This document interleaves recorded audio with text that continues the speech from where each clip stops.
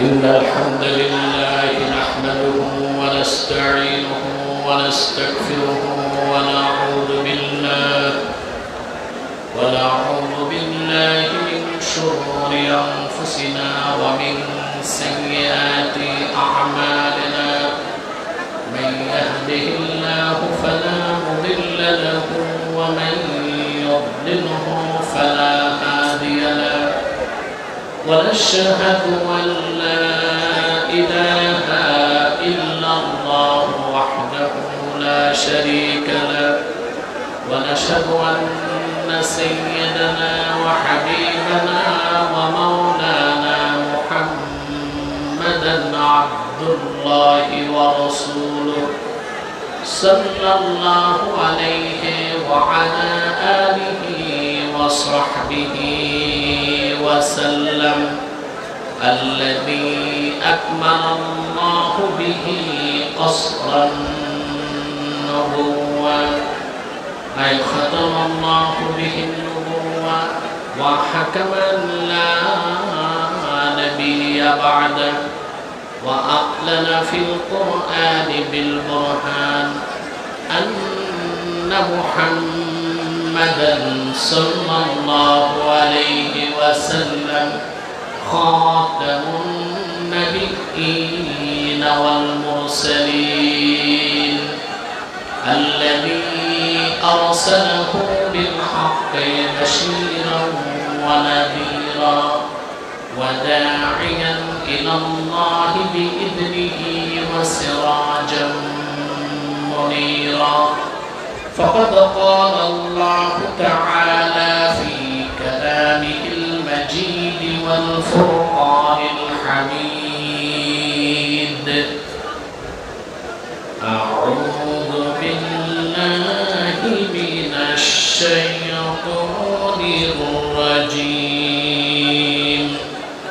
بسم الله الرحمن الرحيم ما كان محمد أبا أحد من رجالكم ولكن رسول الله وخاتم النبيين وكان الله بكل شيء عليما صدق الله العظيم وصدق رسوله النبي الكريم ونحن على ذلك من الشاهدين والشاكرين والحمد لله رب العالمين إن الله وملائكته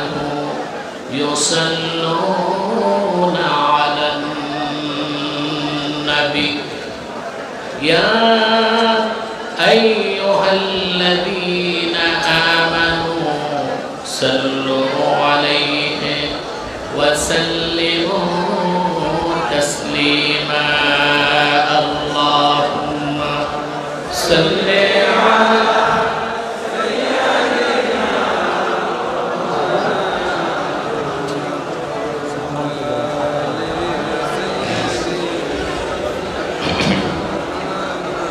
زبان খুলে বলুন আল্লাহুম্মা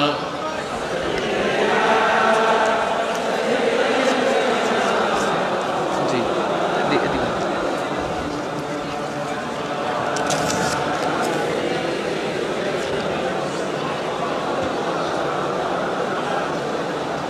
فهو الذي تم معناه وصورته ثم اصطفاه حبيبا بارئ النسم اللهم صل على سيدنا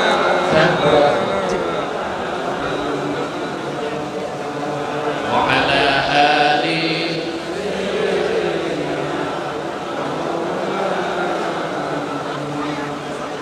مدينة मोमिनों की गुनगुना है, दीदारे मदीना आशिकों की तमन्ना है। अल्लाहुम्मा सल्ली अला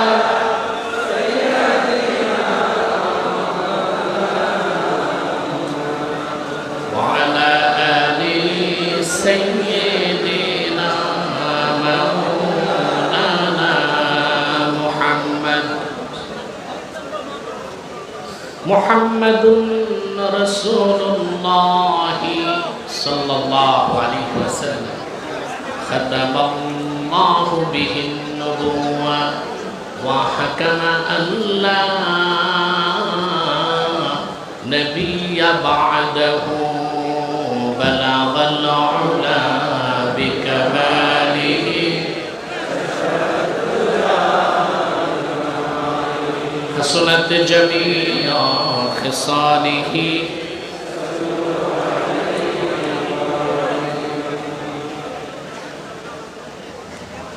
19 দিন ব্যাপী 54তম আন্তর্জাতিক মাহফিলে সিরাতুন নবী সাল্লাল্লাহু আলাইহি ওয়াসাল্লাম ব্যানারে আয়োজিত আজকের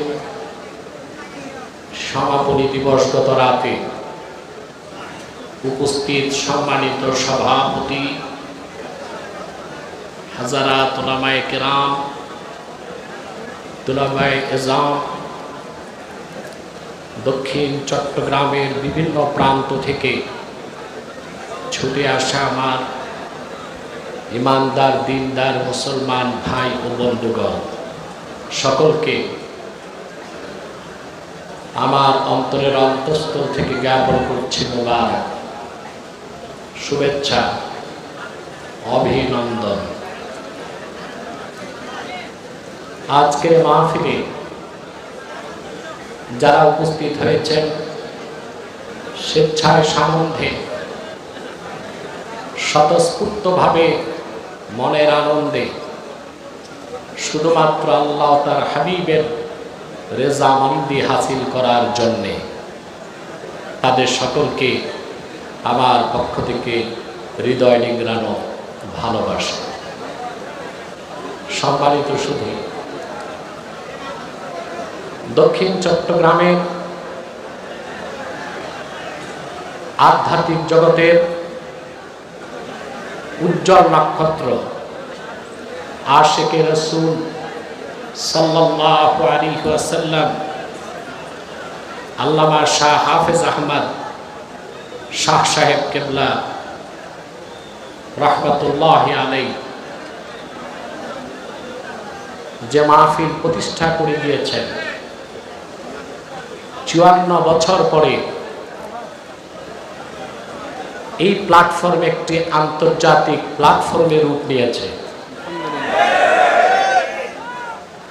এবং দক্ষিণ চট্টগ্রাম সহ গোটা বাংলাদেশের মানুষের দিক নির্দেশনার জন্য এই মাহফিলটি এক মাইলস্টোন হয়ে গেছে। আমরা বলি আলহামদুলিল্লাহ। যেখানে ধারাবাহিক 19 দিন কোরআন সুন্নাহর আলোকে ব্যক্তি জীবনের কল্যাণ, পরকালীন মুক্তি, ব্যক্তি জীবন, সমাজ জীবন, রাষ্ট্র জীবন, শিক্ষা, সংস্কৃতি, অর্থনীতি, যুদ্ধনীতি, লেনদেন, ফৌজদারি, দেওয়ানি, সমস্ত বিষয়ে কোরআন সুন্নাহ থেকে আলোকপাত করা হয়। এত বৃহৎ পরিসরে সিরাতুন নবী সাল্লাল্লাহু আলাইহি ওয়াসাল্লামের ব্যানারে এত বড় মাহফিল বাংলাদেশে চুনতি শাহ মঞ্জিলে অনুষ্ঠিত এই মাহফিল, আমি মনে করি দক্ষিণ চট্টগ্রামের মুসলমানদের সবচেয়ে বড় গর্বের বিষয় এই সিরাত মাহফিল। আলহামদুলিল্লাহ বলেন, হৃদয় থেকে বলেন আলহামদুলিল্লাহ। আমি খুব দ্রুত আমার আলোচ্য বিষয়ে চলে যাচ্ছি। আকীদায়ে খাতমে নবুয়তের উপর কথা বলার জন্য সূরাতুল আহজাব থেকে 40 নম্বর আয়াতটি তেলাওয়াত করেছি। এই আয়াতকে কেন্দ্র করে কোরআন সুন্নাহর আলোকে নির্ভরযোগ্য মুফাসসিরদের বরাতে আমি আমার বিষয়টি আপনাদের সামনে তুলে ধরব। তারপর আকীদা খাতমে নবুয়তের মহান সৈনিক হিসেবে বাংলাদেশে আমাদের কি কাজ, কি কর্মসূচি, সরকারের কি দায়িত্ব, সেই কথাগুলো আমি বলবো ইনশাআল্লাহ। আল্লাহ তৌফিক দান করুন। কিন্তু আমি দেখতে পাচ্ছি দুই পাশে আপনারা ঝামেলা করতেছেন, ডান পাশে আর বাম পাশে। না, বসার জায়গা পাবেন না, কারণ 2 দিন বৃষ্টি হয়েছে, অনেক জায়গায় মাঠ কর্দমাক্ত হয়ে আছে। সেজন্য যারা দাঁড়িয়ে আছেন দাঁড়িয়ে থাকুন, আর ডান পাশে যারা আপনারা বসে যান। 1 সেকেন্ডে বসে যান সবাই, নতুবা দক্ষিণ পাশের মানুষ দেখতে পায় না স্টেজ। বসে যান, বাম পাশেও বসে যান, আপনারা বসেন। 3 সেকেন্ড টাইম, বসেন, এক্ষুনি বসেন।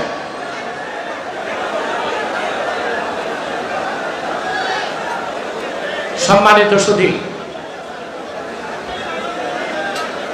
আকীদায়ে খাতমে নবুয়ত হচ্ছে ইসলামের মৌলিক বিশ্বাস,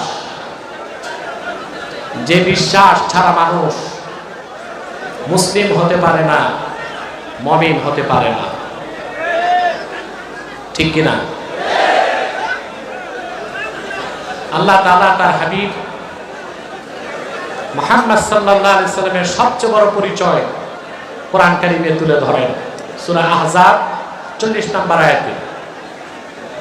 মা কানা মুহাম্মাদুন আবা আহাদিন মির রিজালিকুম ওয়ালাকিন রাসূলুল্লাহি ওয়া খাতামান নাবিয়্যিন। মুহাম্মদ সাল্লাল্লাহু আলাইহি ওয়াসাল্লাম তোমাদের প্রাপ্তবয়স্ক কোন পুরুষের পিতা নন, ওয়ালাকিন রাসূলুল্লাহ, বরং তিনি আল্লাহর রাসূল, ওয়া খাতামান নাবিয়্যিন, সর্বশেষ নবী, সর্বশেষ রাসূল, যার পরে কোনো নবী নাই, যার পরে কোনো রাসূল নাই। আল্লাহ যেমন এক, আল্লাহর একত্বে কারো শরীক নাই।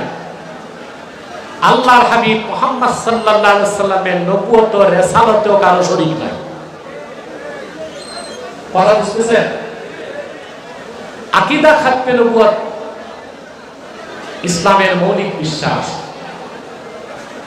সেটা হচ্ছে যে মুহাম্মদ সাল্লাল্লাহু আলাইহি সাল্লামকে প্রেরণ করে আল্লাহ তাআলা ১৫০০ বছর আগে নবুয়ত ও রিসালাতের দরজা চিরতরে বন্ধ করে দিয়েছেন। ওনার পরে আজ পর্যন্ত কোন প্রকার নবী কিংবা রাসূল অবশ্যই আসে নাই, এখনো নাই, কিয়ামত পর্যন্ত আসবে না। এই বিশ্বাসটাকে বলা হয় আকীদা খাতমে নবুয়ত। আকীদা খাতমে নবুয়ত, এই বিশ্বাস যার থাকবে না, বিনা সন্দেহে সে কাফের এবং অমুসলিম বলে গণ্য হবে। সে কাফের কিনা এটা যে সন্দেহ করবে, সেও কাফের হয়ে যাবে। এই ক্ষেত্রে কোনো ছাড়, কোনো কনসিডারেশনের সুযোগ নাই।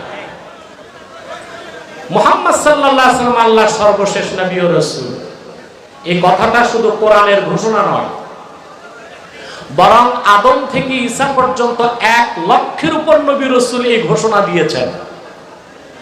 আপনার কথাটা বুঝেন নাই? আসলে বুঝেন নাই। মুহাম্মদ সাল্লাল্লাহু আলাইহি সাল্লাম আল্লাহর সর্বশেষ নবী ও রাসূল, এই ঘোষণাটা শুধু কোরআনের ঘোষণা নয়, বরং 1 লক্ষের উপর নবী রাসূল এই ঘোষণা দিয়ে গেছেন। সুবহানাল্লাহ। 5টি বিষয়ে লক্ষাধিক নবী রাসূল একমত ছিলেন। কয়টা বিষয়? নবীগণের শরীয়তে ভিন্নতা ছিল,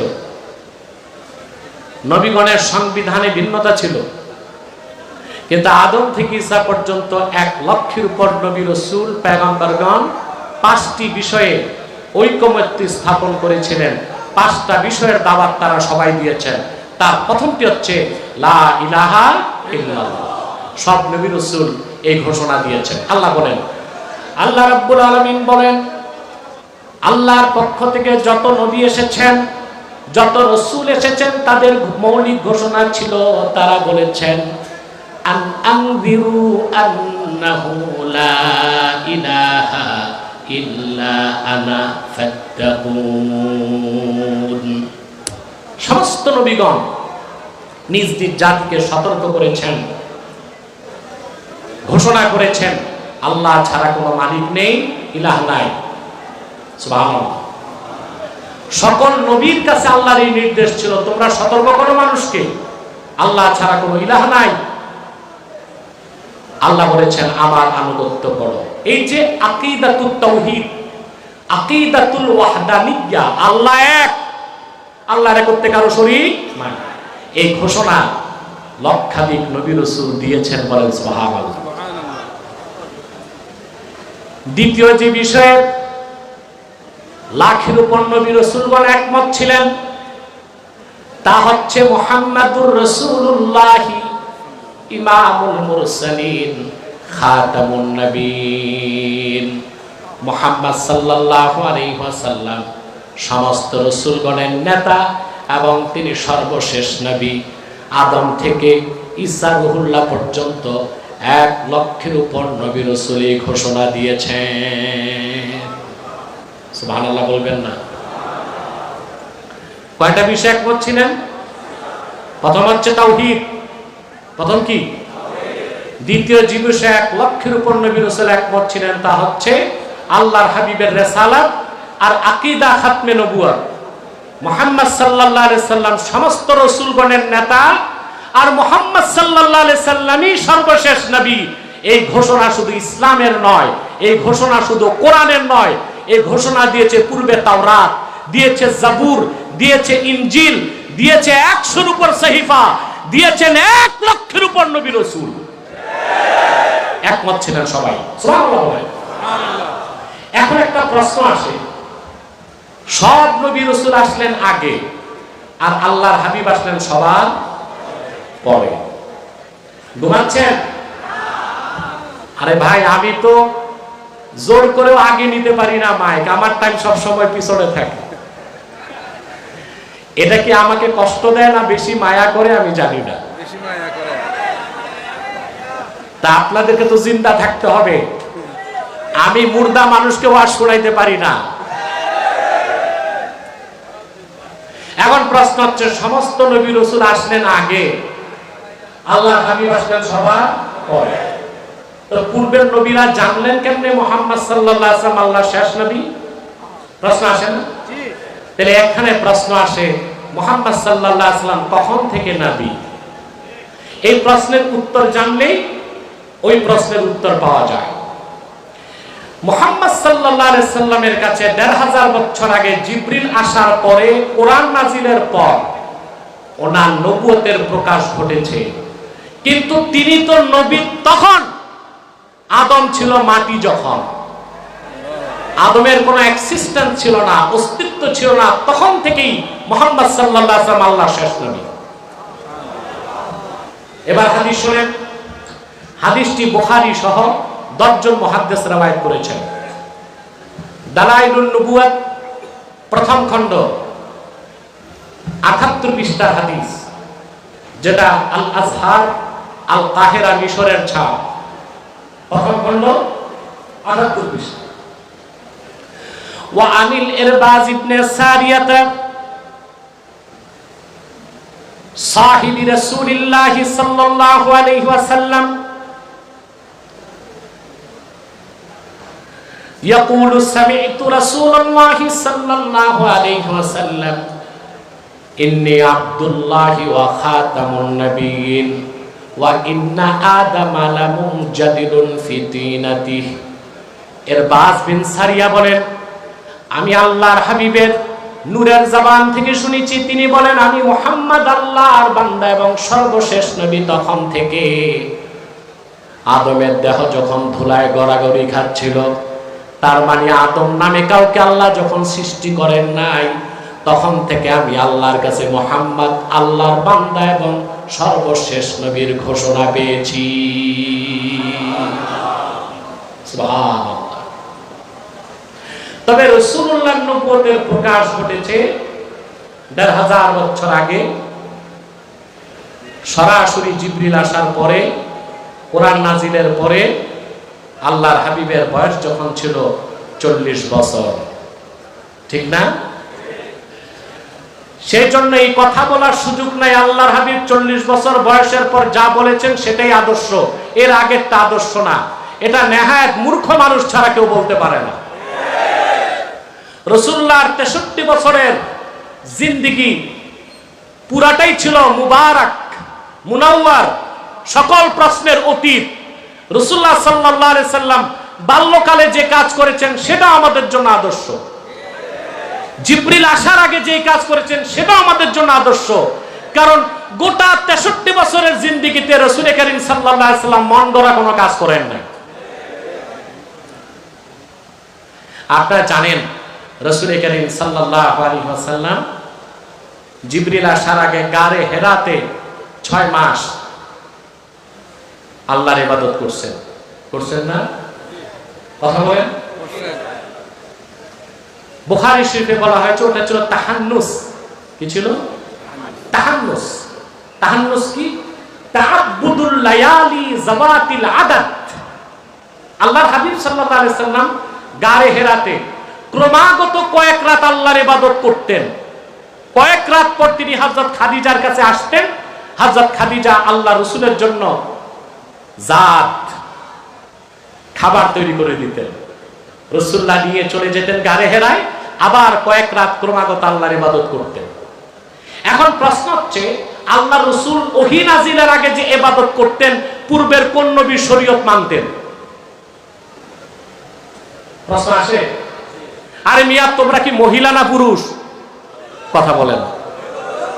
কাপুরুষ না সুপুরুষ? তো সুপুরুষের আওয়াজ তো বিড়ালের মতো হয় না, সিংহের মতো হয়।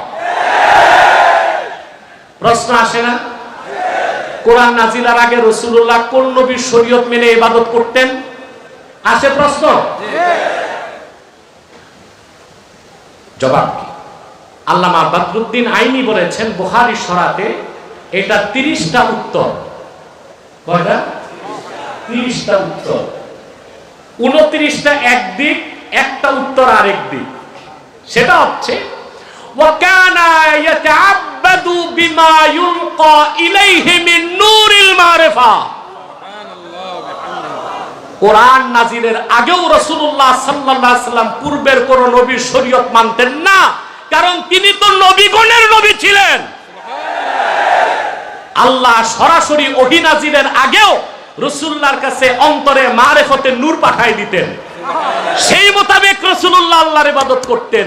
সেই জন্য তোমার নবী, আমার নবী শুধু মুসলিমদের নবী নন, তিনি নবিউল আম্বিয়া, লাখের উপর পয়গম্বরের নবী হলেন মুহাম্মদ সাল্লাল্লাহু আলাইহি ওয়াসাল্লাম।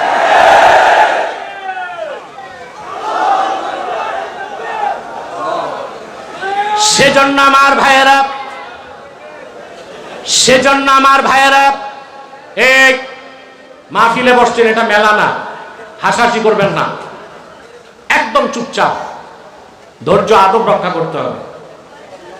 সেজন্য আমার ভাইয়েরা, আদম থেকে ঈসা পর্যন্ত লক্ষাধিক নবী রাসূলগণ এই কথা আগ থেকেই জানতেন, মুহাম্মদ সাল্লাল্লাহু আলাইহি সাল্লাম আল্লাহর সর্বশেষ নবী ও রাসূল। সেজন্য প্রত্যেকেই নিজ নিজ জাতিকে সেই ঘোষণা দিয়ে গিয়েছেন।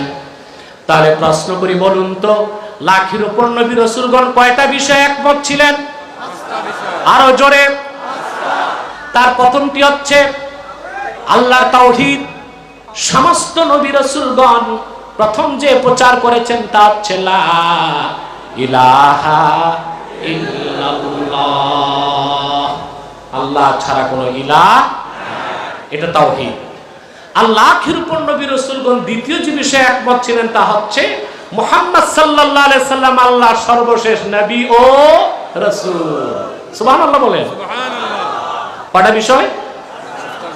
তৃতীয় যে বিষয়ে লক্ষাধিক নবী রাসূলগণ একমত ছিলেন তা হচ্ছে ইবাদত।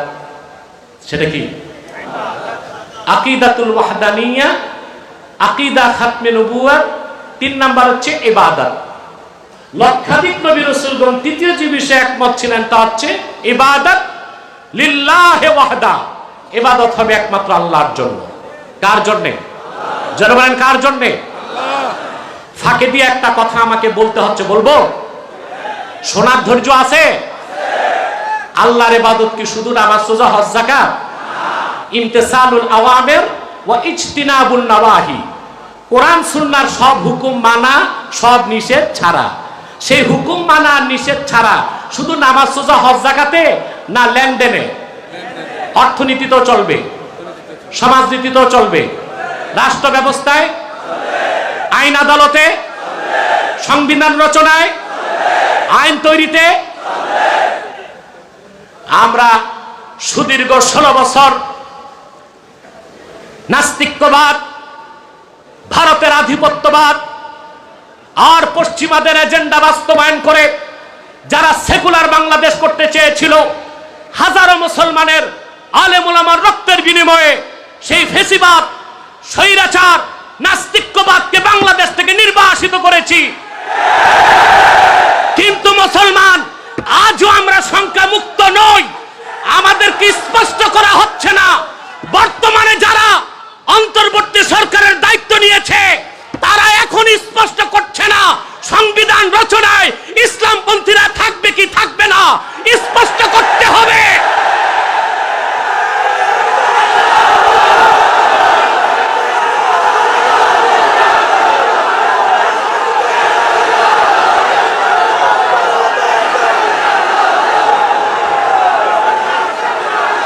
আগে যারা ছিল ক্ষমতায় ভারতের তাবেদারি করেছে,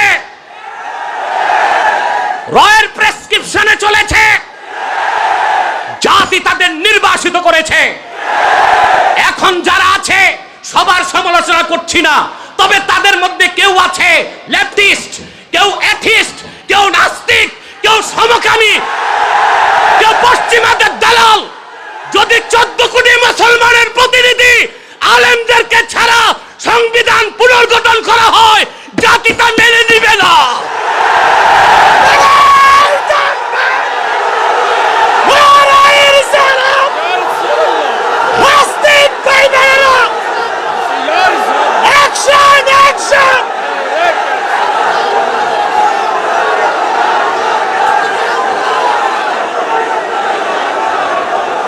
আমার ভাইয়েরা,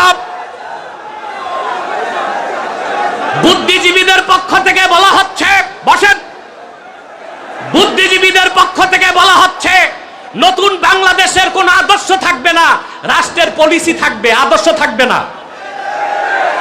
আপনারা কি আদর্শ বিশ্বাস করেন?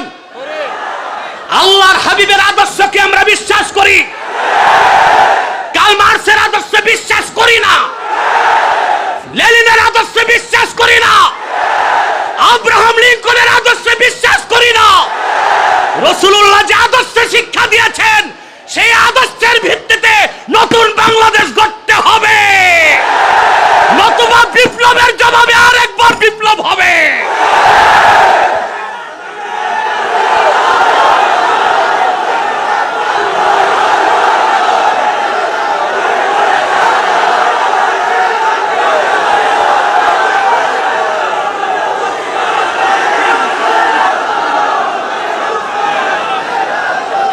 সম্মানিত সুধী,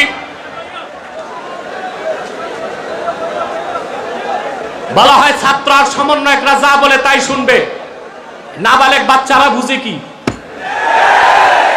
জাতি তাদের দায়িত্ব দিয়েছিল ভারতের আধিপত্যবাদ থেকে বাংলাদেশকে মুক্ত করতে, কিন্তু বাংলাদেশ কিভাবে চলবে, সংবিধান কি হবে তা নির্ধারণ করবে 14 কোটি মুসলমান।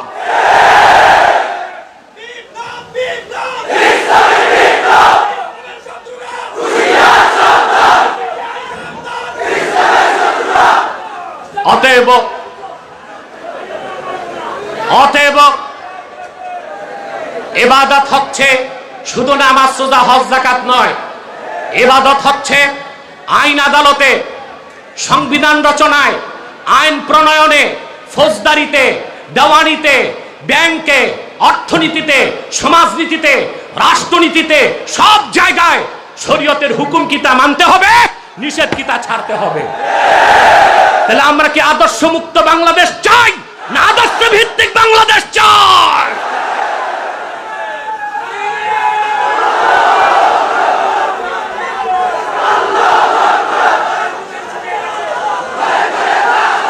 এত স্লোগান দিলে আমি ওয়াজ করব কি করে? সময় আছে, আস্তে আস্তে।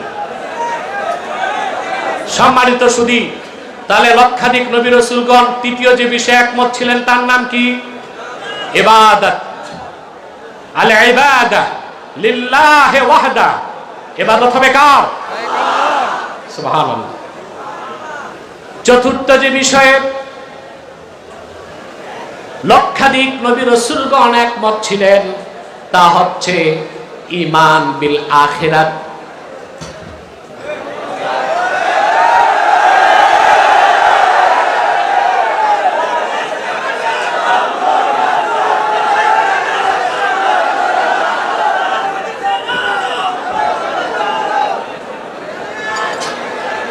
সম্মানিত সুধী, চতুর্থ যে বিষয়ে সমস্ত নবী রাসূলগণ একমত ছিলেন তা হচ্ছে আখিরাত। আখিরাতের বিশ্বাস। কিসের বিশ্বাস? কথাগুলো আমি ছান্দসিক ভাবে বলছি যেন মনে রাখতে পারেন। আকিদাতুল ওয়াহদানিয়া, আল্লাহর হাবিবের রিসালাত ও আকিদা খাতমে নবুয়াত, দুইটা বিষয় হলো, ঠিক না? 3 ইবাদত, 4 আখিরাত। কয়টা বিষয় হলো? পঞ্চম যে বিষয়ে সমস্ত নবী রাসূলগণ একমত ছিলেন তা হচ্ছে সালাত। আল্লাহর পক্ষ থেকে এমন একজন নবী আসেন নাই যিনি নামাজ পড়েন নাই, নামাজ পড়তে বলেন নাই। এই 5টা বিষয়ে লাখের উপর নবী রাসূলগণ একমত ছিলেন। তাহলে ভাইরা, যে 5টা বিষয়ে লক্ষাধিক নবী রাসূলগণ একমত ছিলেন তার মধ্যে অন্যতম বিষয় হচ্ছে মুহাম্মদ সাল্লাল্লাহু আলাইহি সাল্লাম আল্লাহর সর্বশেষ নবী ও রাসূল। ওনার পরে কোনো নবী নাই, কোনো রাসূল নাই। এজন্য আকিদা খাতমে নবুয়তের বিশ্বাস, ঈমান আকিদার মূল বিশ্বাস। এই বিশ্বাস ছাড়া কেউ যদি দাড়ি রাখে, টুপি লাগায়, নামাজ পড়ে, জিকির করে, তারপরও তাকে মুসলমান বলার সুযোগ নাই, মুমিন বলার সুযোগ নাই। সন্দেহাতীতভাবে তাকে বলতে হবে কাফের এবং অমুসলিম। কি বলতে হবে? তার মুসলিম হওয়ার কোনো সুযোগ নাই। কিছু তাত্ত্বিক বিষয় আমি তুলে ধরছি। আল্লাহ তাআলা কি বললেন খেয়াল করে দেখেন তো। মা কানা মুহাম্মাদুন আবা আহাদিন মির রিজালিকুম ওয়ালাকিন রাসূলুল্লাহি ওয়া খাতামান নাবিয়্যিন। আল্লাহ শুরুতে বললেন মুহাম্মদ সাল্লাল্লাহু আলাইহি সাল্লাম তোমাদের কোন প্রাপ্ত বয়স্ক পুরুষের পিতা নন। অর্থ কি? আমরা তো জানি রাসূল করিম সাল্লাল্লাহু আলাইহি সাল্লামের 4 জন ছেলে সন্তান ছিল। কয়জন? 4 জন। এই 4 জনের একজন ছেলেকেও আল্লাহ তাআলা বালেগ হতে দেন নাই। বালেগ হতে দেন নাই কেন? রাসূলের একজন ছেলেকে তো আল্লাহ জীবিত রাখতে পারতেন, রাখলেন না কেন? যিনি সরওয়ারে কায়নাত, যিনি সকল নবী রাসূলগণের নেতা, সুবহানাল্লাহ, যার আঙ্গুলের ইশারায় চাঁদ 2 টুকরা হয়ে গেছিল, যার সর্বশ্রেষ্ঠ মুজিজা 30 পারা কোরআন, সুবহানাল্লাহ, সে আমার নবীজি মুহাম্মদ সাল্লাল্লাহু আলাইহি সাল্লামের একজন ছেলে সন্তান আল্লাহ জীবিত রাখলেন না কেন? প্রশ্ন আসে না? তার কথা বলেন। রাসূলুল্লাহর প্রত্যেক ছেলে সন্তানকে আল্লাহ তুলে নিয়েছেন। আল্লাহ রাসূল কি মায়া লাগে নাই? কথা বলেন। আল্লাহ রাসূল কি আল্লাহর কাছে বলে একজন ছেলেও চেয়ে রাখছেন? অথচ রাসূলুল্লাহ যা চাইতেন আল্লাহ তাই করে দিতেন। হাদিস শরীফে এসেছে। আল্লাহর হাবিব ইরশাদ করেছেন, লাউ আরাদতু আন তাসিরাল জিবালু মাইয়া যাহাবান ওয়া ফিদ্দাতান লাসারাত, যদি আমার মনে জাগে মক্কা মুকাররমা মদিনা মুনাওয়ারার পাহাড়গুলো সোনা আর রূপায় পরিণত হয়ে আমার দুই পাশ দিয়ে দৌড়াবে, আমার মুখে বলার দরকার হবে না, আমি রাসূল মনে চাইলে আল্লাহ তা করে দিবেন। মক্কার মদিনা মুনাওয়ারার পাহাড়গুলো সোনা রূপায় পরিণত হয়ে আমার দুই পাশ দিয়ে দৌড়াবে। আল্লাহর এত প্রিয় তার হাবিব মুহাম্মদ সাল্লাল্লাহু আলাইহি ওয়াসাল্লাম। চারজন ছেলে সন্তান আল্লাহ তার হাবিবকে দিয়েছিলেন। একজন ছেলে সন্তান তো আল্লাহ জীবিত রাখেন নাই, বালেগ হতে দেন নাই। এর আগে আল্লাহ বেহেশতে নিয়ে গেছেন। কেন? প্রশ্ন আসে না? সবচেয়ে সুন্দর জবাব দিয়েছেন। সব মুফাসসির একই জবাব দিয়েছেন, সবচেয়ে সুন্দর জবাবটা দিয়েছেন ইমাম বাগাবী তাফসীর মাআলিমুত তানজিলের মধ্যে। কান পেতে শুনতেছেন? ইমামে বাগাবী তাফসীর করতে যেয়ে লিখেন, মা কানা মুহাম্মাদুন বা আহাদিম মিন রিজালিকুম, মুহাম্মদ সাল্লাল্লাহু আলাইহি ওয়াসাল্লাম তোমাদের কোন প্রাপ্তবয়স্ক পুরুষের পিতা নন। এই কথা দিয়ে আল্লাহ জগৎবাসীকে এটাই বুঝাতে চেয়েছেন, লাউলাম আখদিম বিমুহাম্মাদিন সাল্লাল্লাহু আলাইহি ওয়াসাল্লাম আন-নুবুওয়াতা লা জাআলতু লাহু ইবনান ইয়াকুনু বাদাহু নবী। আল্লাহ বুঝাতে চাইলেন পৃথিবীর মানুষেরা, শোনো, যদি আমি মুহাম্মদ সাল্লাল্লাহু আলাইহি সাল্লামকে প্রেরণ করে নবুয়তের রিসালাতের দরজা বন্ধ করার সিদ্ধান্ত না নিতাম, তাহলে অবশ্যই আমি আল্লাহ আমার হাবিবের চারজন ছেলে সন্তানের একজনকে জীবিত রাখতাম, যাকে আমি আমার হাবিবের পর নবী বানায় দিতাম। যেহেতু আদম সৃষ্টির আগে আমার সিদ্ধান্ত মুহাম্মদ সাল্লাল্লাহু আলাইহি সাল্লাম সর্বশেষ নবী এবং রাসূল, ওনার পরে কোন নবী নাই, কোন রাসূল নাই, নবুয়তের রিসালাতের দরজা আমি বন্ধ করে দিব। সেই জন্য পৃথিবীর মানুষের মনে যেন আমার হাবিব মুহাম্মদ সাল্লাল্লাহু আলাইহি সাল্লাম শেষ নবী, সেই বিষয়ে সামান্যতম সন্দেহ জাগতে না পারে, সেজন্য আমি আমার হাবিব মুহাম্মদ সাল্লাল্লাহু আলাইহি সাল্লামের চারজন ছেলে সন্তানের একজনকেও জীবিত রাখি নাই। আমার হাবিবের আগে আমি চারজনকে জান্নাতে তুলে নিয়েছি। এই কথা বুঝাবার জন্য যে আমার নবী মুহাম্মদ সাল্লাল্লাহু আলাইহি সাল্লাম আমার সর্বশেষ নবী, ওনার পরে কোনো নবী নাই, কোনো রাসূল নাই। যদি আমি বানাতাম, অবশ্যই আমি আমার হাবিবের চারজন ছেলের একজনকে জীবিত রাখতাম। চিন্তা করেন আকীদা খাতমের উপরের বিষয়টা কি বিষয়, অথচ আমার দেশের মৌলভী সাহেবরা সব ওয়াজ করে, খাতমের উপরের বক্তব্য তারা দিতে চায় না, আলোচনা করে না, কম করে, ঠিক না? তাদেরকে ঘাড় ধরে খাতমে নবুয়তের বিষয়ে ওয়াজ করাতে হয়। অথচ খাতমে নবুয়তের বিষয় হচ্ছে ঈমানের মৌলিক বিশ্বাস। আল্লাহ তার হাবিব মুহাম্মদ সাল্লাল্লাহু আলাইহি সাল্লামের চারজন ছেলে সন্তানকে ১৫০০ বছর আগে, তার হাবিবের আগে, বালেগ হবার আগে চার সন্তানকে তুলে নিচ্ছেন, যেন পৃথিবীর মানুষের মনে সামান্যতম সন্দেহ খাতমে নবুয়তের বিষয় না থাকে। সুবহানাল্লাহ বলেন। আমার ভাইরা, এবার দেখুন মুহাম্মদ সাল্লাল্লাহু আলাইহি সাল্লাম আল্লাহর সর্বশেষ নবী। এই কথা বলার জন্য আল্লাহ তাআলা শব্দটা চয়ন করেছেন কি? আল্লাহ বলেছেন খাতামান নবিয়্যিন। সুবহানাল্লাহ, সুবহানাল্লাহ। খাতামা ইয়াখতিমু, খাতমুন মানে শেষ। অর্থ কি? শেষ। জোরে বলেন। শেষ। কেমন শেষ? যার পরে আর কিছু নাই।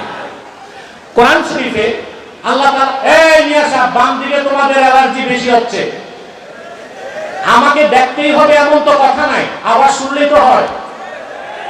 বসো বসো, এক সেকেন্ডে বসো, বসে যাও, আবার বলছি বসো। তোমাদের কারণে উত্তর পাশের লোক দেখে না, এদিক এদিক সব বসে গেছে, এইদিক সব ভদ্র মানুষ, আলহামদুলিল্লাহ। ওই ডান পাশের মতো বাম পাশে ভদ্রতা দেখাতে হবে। বসো, এবার বসো, আলহামদুলিল্লাহ। তাও 50% ভদ্রতা আছে, দোয়া করি 100% হোক। আমিন। দেখেন আল্লাহ তার হাবিব মুহাম্মদ সাল্লাল্লাহু আলাইহি ওয়াসাল্লাম সর্বশেষ নবী, এটা বুঝাতে শব্দটা নিয়েছেন খাতামান নাবিয়্যিন। খাতমুন শব্দের যত অর্থ সব অর্থ শেষ, সব অর্থ কি শেষ। কিন্তু কোরআন শরীফে বিভিন্ন শব্দ আল্লাহ বিভিন্ন জায়গায় বিভিন্ন অর্থে নিয়েছেন। একই ধাতু থেকে, একই শব্দ থেকে, একই মাজদার থেকে, একই মাদ্দা থেকে একই শব্দ আল্লাহ কোরআন শরীফে ভিন্ন ভিন্ন জায়গায় ভিন্ন ভিন্ন অর্থ নিয়েছেন। যেমন দরাবা ইয়াদরিবু দারবুন মানে কি পিটানো, মারা। কিন্তু আল্লাহ তাআলা কোরআন শরীফের দরবুন শব্দ থেকে তিনটা অর্থ নিয়েছেন। কয়টা? আল্লাহ তাআলা এক জায়গায় বলেন ওয়া আখারুনা ইয়াদরিবুনা ফিল আরদি ইয়াবতাগুনা মিন ফাদলিল্লাহ। আমার নবী মুহাম্মদ সাল্লাল্লাহু আলাইহি সাল্লামের একদল সাহাবী আছেন যারা তাহাজ্জুদ পড়ে, আরেকদল সাহাবী আছেন বেশি পড়ার সুযোগ পায় না, কারণ তারা আল্লাহ প্রদত্ত রিজিক অন্বেষণের জন্য জমিনে চলাফেরা করে। এই যে ইয়াদরিবুন, দরাবা ইয়াদরিবু থেকে এখানে ইয়াদরিবুন অর্থ হাঁটাহাঁটি, অর্থ কি হাঁটাহাঁটি। আবার আল্লাহ তাআলা আরেক জায়গায় বলেন ওয়া তিলকাল আমসালু নাদরিবুহা লিন্নাসি লাআল্লাহুম ইয়াতাফাক্কারুন। আর এসব হচ্ছে দৃষ্টান্ত যা আমি উপস্থাপন করে থাকি মানব জাতির চিন্তার জন্য। তাহলে দারবুন শব্দ থেকে এক জায়গায় অর্থ নিলেন আল্লাহ হাঁটাহাঁটি, দারবুন শব্দ থেকে আরেক জায়গায় অর্থ নিলেন উদাহরণ দেওয়া। আরেক জায়গায় আল্লাহ মুসা নবীর প্রসঙ্গে বলেন, মুসা যখন আল্লাহর হুকুম পেলেন, আল্লাহ মুসাকে ডাক দিয়ে বললেন ফাদরিব বিআসাকাল হাজার, মুসা তুমি লাঠি দিয়া পাথরে মারো। ওখানে দারবুন থেকে অর্থ নিলেন মারো, মারা। তাহলে দারবুন শব্দ থেকে আল্লাহ একই শব্দ থেকে এক জায়গায় অর্থ নিলেন মারা, দারবুন শব্দ থেকে এক জায়গায় অর্থ নিলেন হাঁটাহাঁটি, দারবুন শব্দ থেকে আরেক জায়গায় অর্থ নিলেন দৃষ্টান্ত দেওয়া। একই শব্দ অর্থ কয়টা? এখন কোন জায়গায় কোন অর্থ এটা কিভাবে নেবেন আপনি? এর জন্য আপনাকে হাদিস শুনতে হবে। এই অর্থ নিতে হবে হাদিস থেকে, কিসের থেকে? কোরআন ব্যাখ্যার মূল নীতির প্রথম নীতি হচ্ছে ইন্নাল কুরআনা ইউফাসসিরু বা'দুহু বা'দা, কোরআনের এক অংশ আরেক অংশের তাফসীর করে।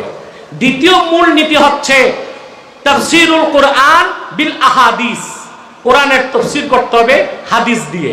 তৃতীয় মূল নীতি কোরআনের তাফসীর করতে হবে সাহাবায়ে কেরামের বক্তব্য থেকে। চতুর্থ নীতি কোরআনের তাফসীর করতে হবে তাবিঈনদের বক্তব্য থেকে। পঞ্চম নীতি কোরআনের তাফসীর নিতে হবে ইজমাউল মুফাসসিরিন, অধিক সংখ্যক মুফাসসির যেটা বলেন সেটা। এর বাইরে, এই নীতির বাইরে যেই আল্লাহর কোরআন থেকে ব্যাখ্যা করতে যাবে সে নিজেও পথভ্রষ্ট হবে, মানুষকেও পথভ্রষ্ট করবে। যেমন এখন একটা দল বের হয়েছে আহলে কোরআন। এইটা আহলে কোরআন না আহলে শয়তান? এটা আমার কাছে ধরা খাইছে 1.5 বছর আগে।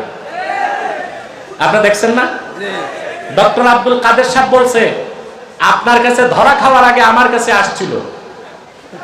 তো ডক্টর আব্দুল কাদের সাহেব, ওনার তো রক সোজা, কিন্তু ও জানতো না আমার রক বাঁকা। এইটা আল্লাহ তাআলা জন্মগতভাবে আমার ঘাড়ের রক একটু টেরা বানাই দিয়েছে। কারণ বাংলাদেশের কাফের মুশরিক নাস্তিকগুলোরে শায়েস্তা করতে হবে।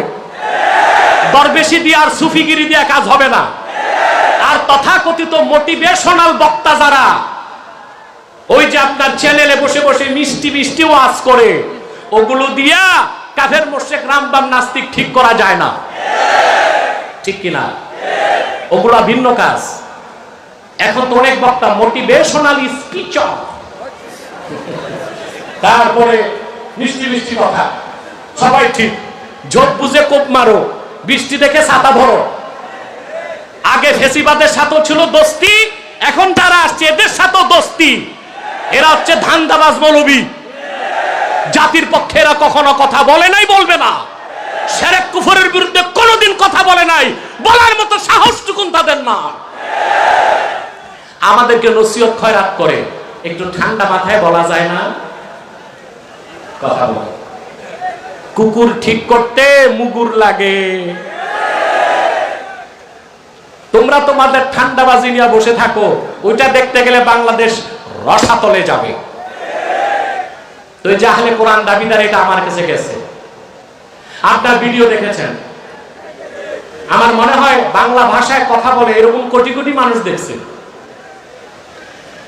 22 মিনিটের মাথায় সে আমার কাছে পরাজিত হয়ে নাকে খত দিয়া তওবা করে বের হইছে। তওবা তো আর আসরে করে নাই, স্বীকার করছে হেরে যাওয়ার পর। এই লোকটার নাম হচ্ছে সাইদ খান। এটা তো সাইদ খান না, এটা ইবনু শয়তান। এটা কি সাইদ খান না ইবনু শয়তান? এই ইবনু শয়তানের দাবি হচ্ছে মহানবী হচ্ছে ইব্রাহিম খলিল, মুহাম্মদ সাল্লাল্লাহু আলাইহি ওয়াসাল্লাম মহানবী নন। তারপর তার দাবি হচ্ছে বুখারী মুসলিম সহ সমস্ত হাদিসের কিতাব জাল, সে শুধু কোরআন মানে। এটা কি মুসলমান না কাফের? চিল্লায় বলতে হবে মুসলমান না কাফের? আমার দেশের কিছু মৌলভী সাহেব আছে, নসিহত করে সবাইরে বাতিল বাতিল করে দূরে সরাইলে হবে না। বেটা তুমি বাতিল চিনো? যাদের ঈমান নাই, যে কোনো মাসলাকের সাথে আমরা ঐক্য করতে প্রস্তুত আছি, কিন্তু কোনো বাতিল ফেরকার সাথে ঐক্য চলবে না। যদি বাতিল ফেরকার সাথে ঐক্য করা যেত, তো হযরত আলী খারিজিদের সাথে ঐক্য করতেন, তাদের বিরুদ্ধে তিনি অস্ত্র হাতে নিতেন না। অথচ খারিজিদের বিরুদ্ধে হযরত আলী যুদ্ধ করেছেন। ইরাকের হারুরা নামক এলাকায় 12,000 খারিজির 8,000কে তিনি মৃত্যুদণ্ড দিয়েছেন। হযরত আলী একটু বুঝে নাই। 1,500 বছর পরে শিকি আদলি পাশিকার মৌলভী সাহেবরা ঐক্য বুঝে গেছে। যে কোনো মাসলাকের সাথে ঐক্য করতে আমরা প্রস্তুত আছি, কিন্তু কোন বাতিল ফেরকার সাথে ঐক্য হবে না। আহলে কোরআন দাবিদার মাসলাক নয়, এটা ফেরকা। এদের সাথে কোন ঐক্য চলবে না। আমার কাছে যে লোকটি 1.5 বছর আগে পরাজিত হলো, সেই লোকটিকেই বর্তমান অন্তর্বর্তী সরকার এনসিটিভিতে সদস্য বানিয়েছে।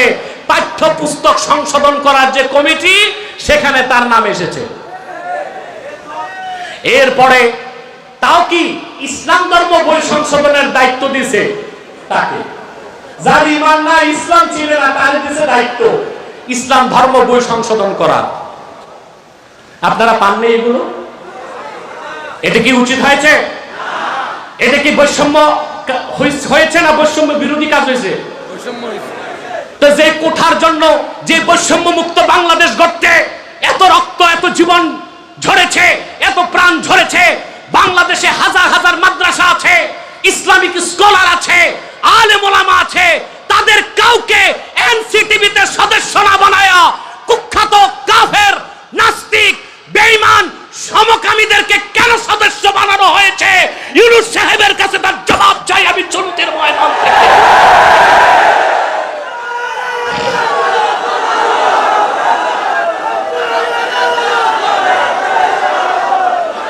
শুধু ইসলাম ধর্ম বই নয়, প্রাইমারি থেকে বিশ্ববিদ্যালয় পর্যন্ত, কি বিজ্ঞান, কি সাহিত্য, কি ভূগোল, কি অর্থনীতি, কি রাষ্ট্রনীতি, কি বিজ্ঞান, কোন বইতে কোরআন সুন্নাহ বিরোধী কিছু থাকতে পারবেন না। তার পরিমার্জন সংশোধনের জন্য শিক্ষা কমিশন নতুন করে গঠন করতে হবে। সেখানে দেশের শ্রেষ্ঠ মুহাদ্দিসদেরকে রাখতে হবে, ইসলামিক স্কলারদেরকে রাখতে হবে, ইসলামপন্থী প্রফেসরদেরকে রাখতে হবে, ইসলামের বিভিন্ন বিষয়ে ডক্টর যারা পিএইচডি হোল্ডার তাদেরকে রাখতে হবে।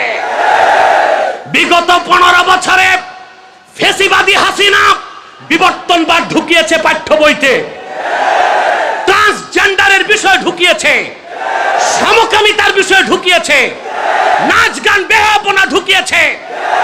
আপনারা যদি পূর্বে যারা অপকর্ম করেছে সেই রকম অপকর্ম শিক্ষা কর্মসূচিতে নতুন করে সংযোজন করেন, জাতিটা মেনে নিবে না। আপনারা কি বলেন? মেনে নিবেন? মেনে নিবেন? সম্মানিত সুধী, বলছিলাম কোরআন কারীমের ব্যাখ্যা নিতে হবে কোরআন থেকে, কোরআনের ব্যাখ্যা নিতে হবে হাদিস থেকে। মনে পড়ছে? দরবুন শব্দের কয়টা অর্থ?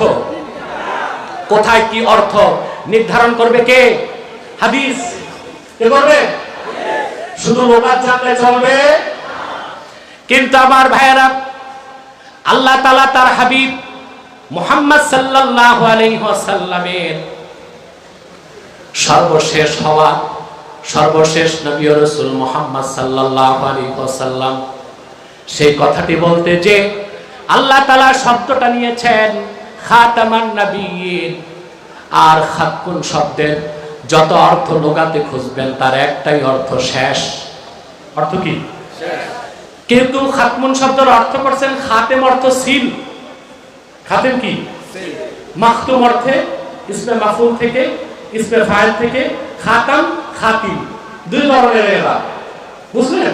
একটা হচ্ছে সিল, একটা অর্থ কি আসে? সিল।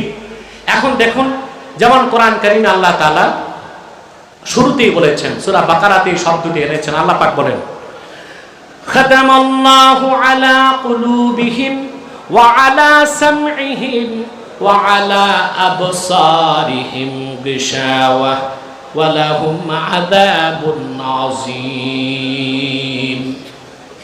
আব্দুল্লাহ বিন আব্বাস রাদিয়াল্লাহু তাআলা আনহুমার মতে 25 জন কাফেরের ব্যাপারে আল্লাহ এই কথা বলেছেন। কয়জন? 25 জন। এর মধ্যে Abu Jahal, Utba, Shaiba, Mughira, Abu Jahel, এরকম 25 জন কাফেরের ব্যাপারে আল্লাহ বলেছেন খাতামাল্লাহু আলা কুলুবিহিম, আল্লাহ তাদের অন্তরসমূহে খতম মেরে দিয়েছেন। কি মেরে দিয়েছেন? এখন এই খতম, এখানে যদি আপনি সিল অর্থ নেন, সিল মেরে দিয়েছেন, তাইলে অর্থ শেষ। অর্থ কি? শেষ। আমি একটা উদাহরণ দিচ্ছি। আমি একটা কার্টুন, ওখানে একটা কার্টুনের মধ্যে কতগুলো স্বর্ণের টুকরা রাখলাম, বুঝলেন? হীরার টুকরা রাখলাম, তারপর এটাকে প্যাক করলাম। এটা বিদেশ যাবে। কোথায়? বিদেশ যাবে। কার্টুনে ভরার পর ওটাকে আগে স্বর্ণের টুকরা, হীরার টুকরা প্যাকেট করলাম। প্যাকেট করার পর কভার করলাম। কভার করার পর কার্টুনে রাখলাম। কার্টুনে রাখার পর কার্টুনের উপরের অংশ লাগালাম। সবশেষে কি? সিল। সিল মানে এই কার্টুন থেকে কিছু বের হবে না, আর কিছু ঢুকানো যাবে না। দেখুন আপনি, খাতামান নবিয়্যিন এই কথা বলতে যে আল্লাহ তাআলা এমন একটা শব্দ নিয়েছেন যে শব্দের সবগুলো অর্থ হচ্ছে শেষ। তার মানে আল্লাহ তাআলা স্পষ্ট করে দিলেন সূরা বাকারায় যে 25 জন কাফেরের অন্তরে আল্লাহ সিল মেরে দিয়েছেন, তাদের অন্তর থেকে কখনো কুফর বের হবে না, আর ঈমান কখনো ঢুকবে না। ঠিক সেভাবে যদি সিল অর্থ না হয়, তার অর্থ হচ্ছে আল্লাহ তাআলা মুহাম্মদ সাল্লাল্লাহু আলাইহি সাল্লামকে প্রেরণ করে ১৫০০ বছর আগে নবুয়তের রিসালাতের দরজা বন্ধ করে সিল মেরে দিয়েছেন। কিয়ামত তক অন্য কেউ নবীদের কাতারে ঢুকতে পারবে না। তাহলে খাতামান নবিয়্যিন এই ক্ষেত্রে আল্লাহ যে শব্দটা দিয়েছেন এমন এক শব্দ যা ভিন্ন কোনো অর্থ করার সুযোগ নাই। যেমন দারবুন শব্দের ভিন্ন অর্থ করার সুযোগ আছে না? কথা বলেন। কয়টা অর্থ? হাঁটাহাঁটি, পিটানো, উদাহরণ দেওয়া। ওখানে নির্ধারণ করতে হয় কিভাবে? হাদিস দিয়ে। আপনারা রোজা রাখেন, রোজা রাখেন না? কথা বলে না। এই রোজাকে আরবিতে কি বলে? সাওম। এই সাওম শব্দের অনেকগুলো অর্থ। যেমন সাওম শব্দের একটা অর্থ হচ্ছে ইমসাকুল বাতন আনিল আকলি ওয়াশ শুরবি ওয়াশ শাহওয়াত ক্বাবলা তুলুইশ শামস ইলা গুরুবিহা। সূর্য পূর্ব দিগন্তে উদিত হবার আগ থেকে অস্ত পর্যন্ত সকল প্রকার পানাহার থেকে পেটকে বিরত রাখা, যৌনাচার থেকে যৌন স্থানকে বিরত রাখা, এটাকে বলা হয় সাওম। কি বলা হয়? আবার কথা না বলে চুপ থাকাকেও বলা হয় সাওম। যেমন আল্লাহ রাব্বুল আলামিন বলেন, কুতিবা আলাইকুমুস সিয়াম কামা কুতিবা আলাল্লাযীনা মিন ক্বাবলিকুম, তোমাদের উপর রোজাকে ফরজ করা হয়েছে যেভাবে ফরজ করা হয়েছিল তোমাদের পূর্ববর্তী জাতিদের উপর। এখানে সাওম অর্থ পানাহার থেকে বিরত থাকা। আবার যখন ঈসার মা মরিয়মকে অপবাদ দেওয়া হলো, দিছে না? কারা? ইহুদিরা। হযরত মারিয়ামকে আল্লাহ বললেন, মারিয়াম তুমি বলে দাও। জিবরিলের মাধ্যমে নির্দেশ করলেন, ইন্নী নাযারতু লির-রাহমানি সাওমা ফালান উকাল্লিমাল ইয়াওমা ইনসিয়া। আমি রহমানের নামে মান্যত করেছি, আমি সওম করব, তার মানে চুপ থাকব, আমি কোনো মানুষের সাথে কথা বলবো না। তাহলে এক জায়গায় সওম অর্থ পানাহার না করা, আরেক জায়গায় সওম অর্থ কথা না বলা। কোথায় সওম অর্থ কি তা নির্ধারণ করে দিবে কে? হাদিস। কে বলবে? এখন যদি আপনি হাদিস বাদ দিয়া কোরআন শরীফের ব্যাখ্যা করতে যান, তাহলে কোন ধান্দাবাদ যদি এমন বের হয় যে সওমের তো দুইটাই অর্থ, পানাহার না করাও সওম, চুপ থাকাও কি, তা আমি প্রথম অর্থ নিলাম না, দ্বিতীয় অর্থ নিলাম। সকাল থেকে সন্ধ্যা যা মন চায় তা খাবো, রোস্ট, ব্রোস্ট, গোশত, কোফতা, কালিয়া, বিড়ি, সিগারেট, চুরুট সবই খাবো, শুধু কথা বলবো না, চুপ থাকবো, সব হয়ে যাবে। বলার সুযোগ আছে? কোথায় সওম অর্থ কি সেটা নির্ধারণ করে দিবে কে? হাদিস, ইজমা। হাদিস এবং ইজমা। সেজন্য আমার ভাইয়েরা, মা কানা মুহাম্মাদুন আবা আহাদিম মির রিজালিকুম, মুহাম্মদ সাল্লাল্লাহু আলাইহি সাল্লাম তোমাদের কোন প্রাপ্তবয়স্ক পুরুষের পিতা নন, বরং তিনি আল্লাহর রাসূল এবং সর্বশেষ নবী। খাতামান নবীনের অর্থ মুহাম্মদ সাল্লাল্লাহু আলাইহি সাল্লাম আল্লাহর সর্বশেষ নবী। এই ব্যাখ্যার পক্ষে আল্লাহর রাসূল নিজেই হাদিস বর্ণনা করে দিয়েছেন, যে মুতাওয়াতির হাদিসের সংখ্যা 1000-এর বেশি, এবং সমস্ত সাহাবী, সমস্ত তাবিঈন, সমস্ত উম্মত একমত যে মুহাম্মদ সাল্লাল্লাহু আলাইহি সাল্লাম খাতামান নবিয়্যিন। এর অর্থ হচ্ছে মুহাম্মদ সাল্লাল্লাহু আলাইহি সাল্লাম আল্লাহর সর্বশেষ নবী ও রাসূল, ওনার পরে কোনো নবী নাই, কোনো রাসূল নাই। এখানে দ্বিতীয় ব্যাখ্যা নেবার কোনো সুযোগ নাই। আর সবচেয়ে বড় কথা, খাতমুন শব্দের যত অর্থ করবেন সব অর্থই হচ্ছে কি শেষ। অর্থ কি? আমি কি কথাটা বুঝাতে পারলাম? আমার ভাইয়েরা, আপনাদের কষ্ট হচ্ছে? কষ্ট হয় না? এটা কেমন কথা? কষ্ট হলেই না সওয়াব পাবেন? কষ্ট হচ্ছে? আব্দুল কাদের সাহেব আমারে বলে 2.5 ঘন্টা বয়ান করবেন। আমি বলছি আমি অসুস্থ, দেখি ইনশাআল্লাহ আমার সময় মতো আল্লাহ আমাকে নেয় কিনা। তারপরে আমাদের মহতারাম ডক্টর আব্দুল কাদের সাহেব বক্তব্য রাখবেন ইনশাআল্লাহ। আরো তো আলোচক আছে মনে হয়। আমি খুব জোর জবরদস্তি করে একটু আগে বসছি, আবার বেশি আগে বসা যায় না, অনেক লোকের আবদার। ওনারা বাড়ি থেকে রওনাই দিছে 1টার পরে। অনেক মানুষ আছে দূর দূরান্ত থেকে আসে। হ্যাঁ, সব দিক মিলিয়ে আমাদেরকে সবটাই দেখতে হয়, সবকিছুর ঊর্ধ্বে আমাদের মাহফিলের স্বার্থ, ঠিক না? আমার ভাইরা, আল্লাহ হাবিব মুহাম্মদ সাল্লাল্লাহু আলাইহি সাল্লাম খাতামান নবিয়্যিন, এই কথার ব্যাখ্যাটা রাসূলুল্লাহ নিজে দিয়ে গেছেন। এরকম মুতাওয়াতির হাদিসের সংখ্যা কত? 1000। সুবহানাল্লাহ বলেন। সহিহ বুখারীতে এসেছে, আল্লাহর হাবিব সাহাবায়ে কেরামকে ব্যাখ্যা দিয়েছেন, ইন্না মাসালি ওয়া মাসালাল আমবিয়াই কামাসালি রাজুলিন বানা বাইতান ফাআহসানাহু ওয়া আজমালাহু ইল্লা মাওদিআ লাবিনাতিন মিন যাওয়িয়াহ ফাজআলান নাসু ইয়াতুফুনা বিহি ওয়া ইয়া'জাবুনা লাহু ওয়া ইয়াকুলুনা হাল্লা উবিয়াত হাযিহিল লাবিনা ক্বালা ওয়া আনাল লাবিনা ওয়া আনা খাতামুন নবিয়্যিন। আল্লাহর হাবিব মুহাম্মদ সাল্লাল্লাহু আলাইহি ওয়াসাল্লাম তিনি খাতামুন নবিয়্যিন ব্যাখ্যাটা তিনি নিজেই করে গেছেন। আর কোন ব্যাখ্যার দরকার আছে? জোরে বলেন আছে? আল্লাহর হাবিব বলেছেন, ইন্না মাসালি ওয়া মাসালাল আমবিয়া, আমি মুহাম্মদ সাল্লাল্লাহু আলাইহি ওয়াসাল্লাম এবং পূর্বের পয়গম্বরদের উদাহরণ হচ্ছে কামাসালি রাজুলিন বানা বাইতান, এমন একজন ব্যক্তির মতো যিনি একটা প্রাসাদ নির্মাণ করলেন, প্রাসাদটিকে সৌন্দর্যমণ্ডিত করলেন, সৌকর্যমণ্ডিত করলেন। লোকেরা প্রাসাদটা ঘুরে ঘুরে দেখতে লাগলো।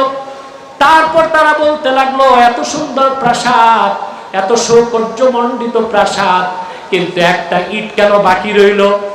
একটা ইট কেন বাকি রাখা হলো?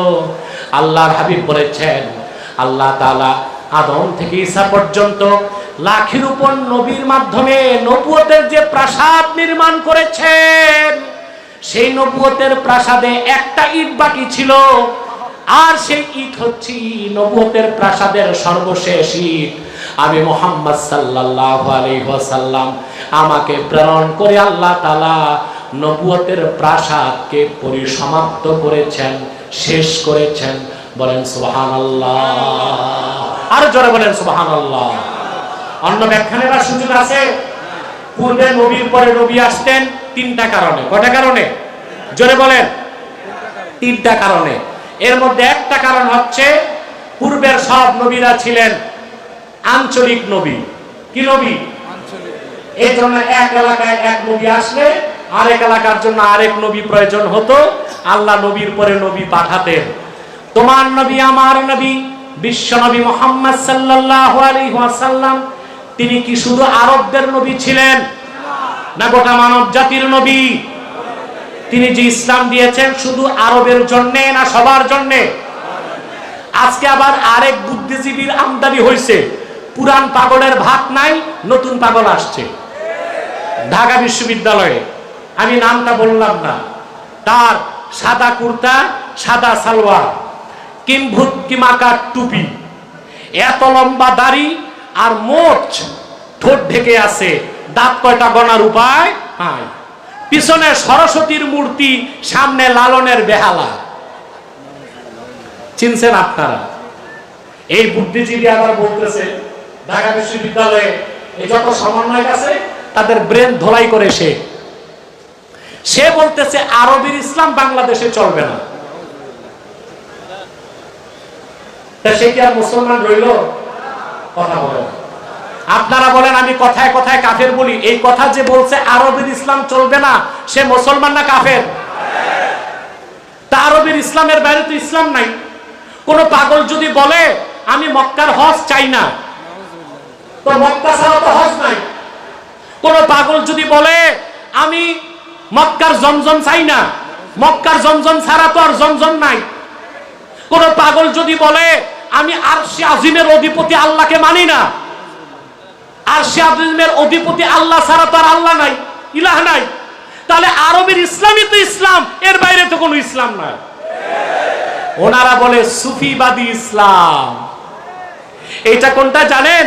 বাদশাহ আকবরের ছেলে দারা শেখো দিনে এলাহি নামে যে একটা মন গড়া কুফরি মতবাদ বের করছিল, ওইটারে তারা সুফিবাদী ইসলাম বলে, আর ওইটাকে বাংলাদেশে প্রতিষ্ঠা করতে চায়। বাদশাহ আকবর নামের বাদশাহ অজগর, মোল্লা ফৈজি আর মোল্লা আবুল ফজল আল্লামি, এই দুই শিয়া আলেমের নেতৃত্বে দারা শেখো, সে হিন্দু মতবাদে বিশ্বাসী ছিল। সে যে দ্বীনে এলাহি নামের কুফরি মতবাদ তৈরি করেছে, সেটা ইসলাম না, সেটা একটা মারাত্মক শিরকি মতবাদ। সেটা বাংলাদেশে প্রতিষ্ঠিত হতে দেওয়া হবে না ইনশাআল্লাহ। ওনারা ওই ইসলাম চায়। ওটা কি ইসলাম না কুফরি মতবাদ? ইসলাম একটাই, যে ইসলাম এসেছে আরবে। ঠিক না বলে? আমার ভাইয়েরা, পূর্বের নবীরা ছিলেন আঞ্চলিক নবী, এক এক অঞ্চলে এক এক নবী। কিন্তু তোমার নবী আমার নবী বিশ্ব নবী মুহাম্মদ সাল্লাল্লাহু আলাইহি ওয়াসাল্লাম, তিনি তো গোটা মানব জাতির নবী। আল্লাহ পাক বলেন কুল ইয়া আইয়ুহান নাসু ইন্নী রাসূলুল্লাহি ইলাইকুম জামিআ। মুহাম্মদ সাল্লাল্লাহু আলাইহি সাল্লাম, আপনি বলুন আমি তোমাদের গোটা মানব জাতির জন্য আল্লাহর পক্ষ থেকে রাসূল হিসেবে এসেছি। তাহলে পূর্বের নবীরা ছিলেন আঞ্চলিক নবী। এই জন্য এক অঞ্চলে এক নবী আসলে আরেক অঞ্চলে আরেক নবীর দরকার হতো। কিন্তু মুহাম্মদ সাল্লাল্লাহু আলাইহি সাল্লাম হচ্ছেন সৃষ্টি জগতের নবী। এই জন্য ওনার পরে আর কোনো নবী আসে নাই, কিয়ামত তো আসবে না। পূর্বে নবীর পর নবী আসার দ্বিতীয় কারণ ছিল নবীগণ আল্লাহর পক্ষ থেকে যে শিক্ষা আনতেন, যে সহিফা কিতাব, এগুলো সংরক্ষণের দায়িত্ব আল্লাহ নবীর কাছে রাখতেন। পরে উম্মত পেত, উম্মত মন মতো নকল করে আসমানি কিতাবকে একটা মানব রচিত মিথ্যাশ্রিত গ্রন্থে পরিণত করে দিত। এই জন্য নবীর পর নবী আসার প্রয়োজন হতো। কিন্তু আল্লাহর আখিরি নবী মুহাম্মদ সাল্লাল্লাহু আলাইহি সাল্লামের সর্বশ্রেষ্ঠ মুজিজা এই 30 পারা কোরআন হেফাজতের দায়িত্ব কি আল্লাহ জিবরিলকে দিবেন না, সাহাবা একরামকে দিবেন না, উম্মতকে দিয়েছেন। দায়িত্ব কার? আল্লাহ। আল্লাহ বলেন ইন্না নাহনু নাযালনা যিকরা ওয়া ইন্না লাহু লাহাফিজুন। নিশ্চয়ই এই কোরআন আমি আমার হাবিব মুহাম্মদ সাল্লাল্লাহু আলাইহি সাল্লামের উপর নাজিল করেছি, আর এই কোরআন হেফাজতের দায়িত্ব আমি আল্লাহ আমার হাতে রেখেছি। এই জন্য মুহাম্মদ সাল্লাল্লাহু আলাইহি সাল্লামের পরে কোন নবী আসে নাই, কিয়ামত তক আসবে, জোরে বলেন আসবে। 3, পূর্বের নবীর পর নবী কেন আসতো? ফখরুদ্দিন রাজি তাফসীর কবিরের মধ্যে লেখেন, ইন তারাকা শাইআম মিনান নসিহাতি ওয়াল বায়ান ইয়াস্তাদরিকুহু মান ইয়াতি বা'দাহ। এটা একটা কারণ ছিল। আরে ভাই আমার দিকে তাকাও, এদিক তাকাও, ঘুমান ঘুমান, কে কে ঘুমান হাত উঠান। বাহ,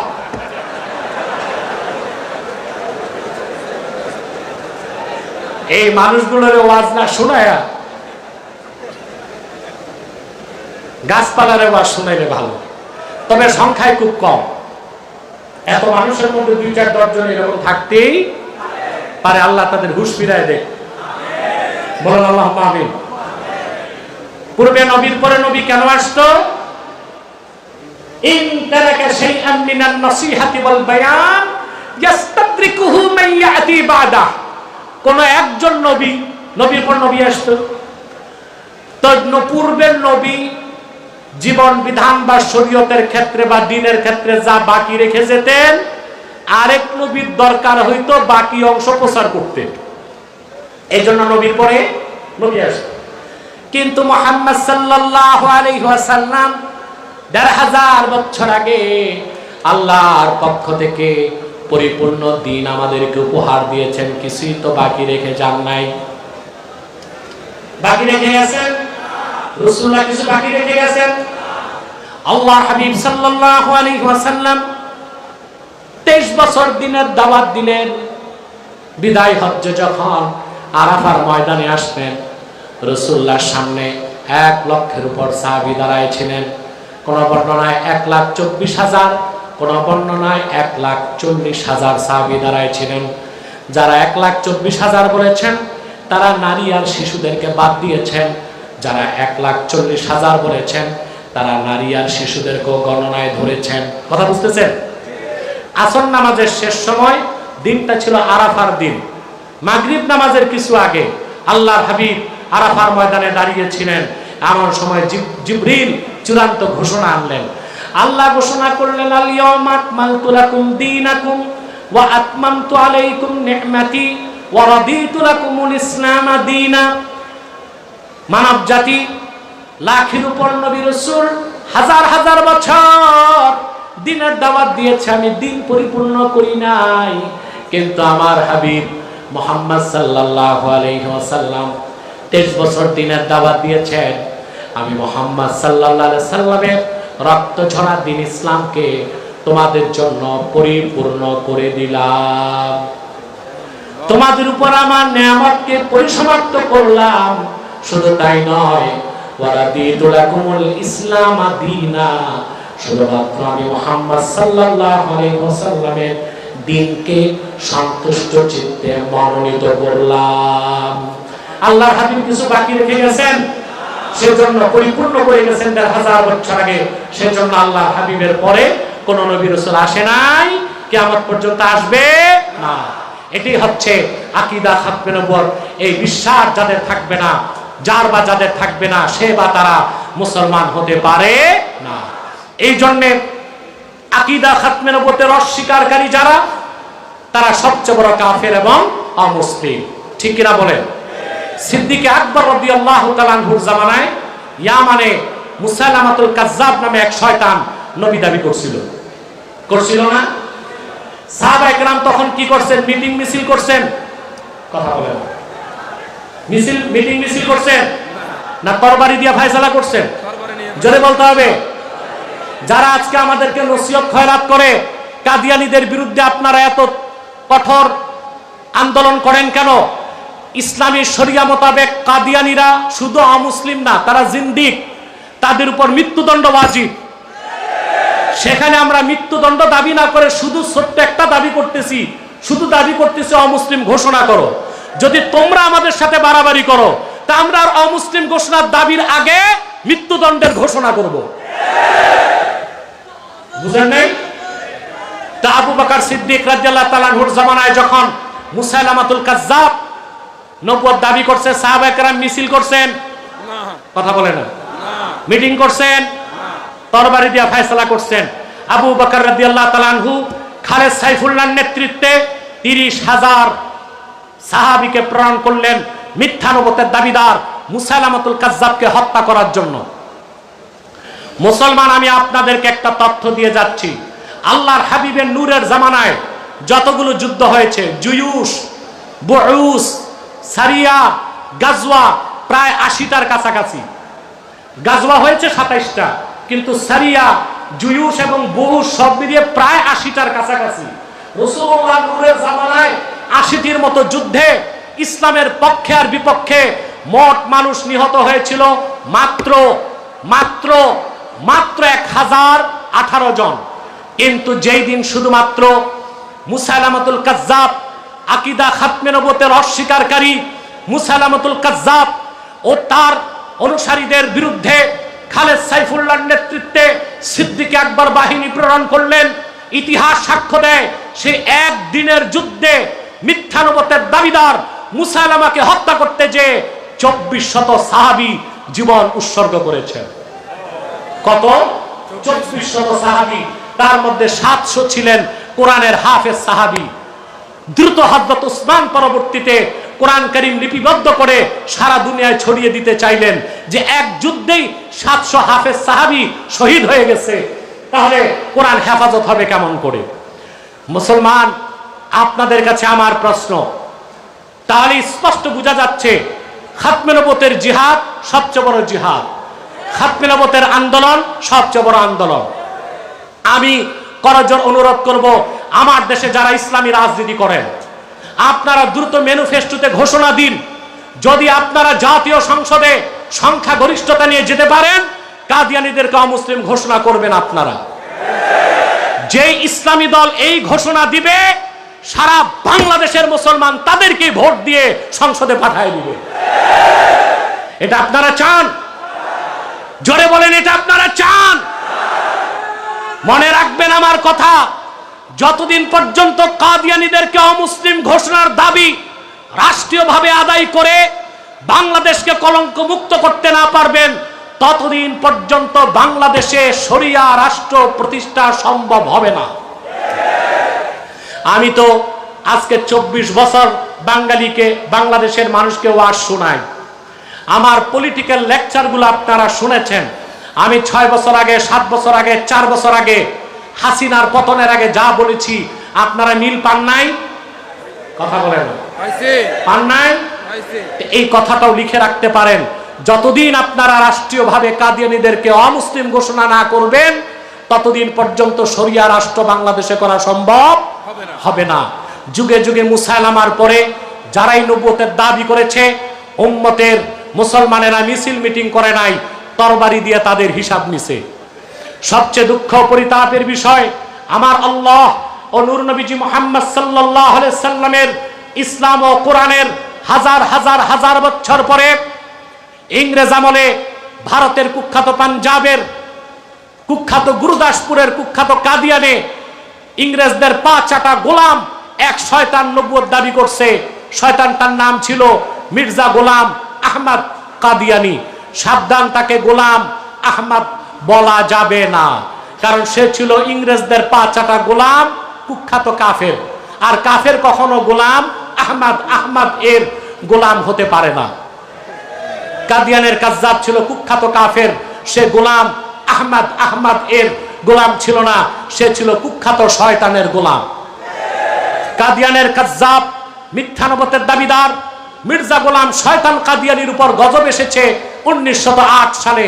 যখন গজব এসেছে, কাদিয়ানের কাজ্জাব মিথ্যা নবুয়তের দাবিদার মির্জা গোলাম শয়তান কাদিয়ানি 1908 সালে ধ্বংস হয়ে কুখ্যাত জাহান্নামের কুখ্যাত কুকুরে পরিণত হয়েছে, তার অনুসারীরাও ধ্বংস হয়েছে। বর্তমানে কিছু কাদিয়ানি বাংলাদেশে আছে, যারা বিভিন্ন রাজনৈতিক দলে ঘাপটি মেরে বসে আছে। বাংলাদেশের অধিকাংশ সেক্টরে তারা ঘাপটি মেরে বসে আছে। নিজেদের নাম পরিবর্তন করে করে তারা মিথ্যা পরিচয় দেয়। কখনো নিজেদের পরিচয় দেয় আহমদি জামাত, কখনো বলে আহমদিয়া জামাত, কখনো বলে আহমদি মুসলমান, কখনো বলে আহমদিয়া মুসলমান, কখনো বলে আহমদি সম্প্রদায়, কখনো বলে আহমদিয়া সম্প্রদায়। যত কাদিয়ানি ছিল আছে থাকবে, তারা কেউ আহমদি জামাত নয়, আহমদিয়া জামাত নয়, আহমদি সম্প্রদায় নয়, আহমদিয়া সম্প্রদায় নয়, আহমদি মুসলিম জামাত নয়, আহমদিয়া মুসলিম জামাত নয়, তারা শয়তানি জামাত, কুখ্যাত জাহান্নামের কুখ্যাত কুকুরের দল।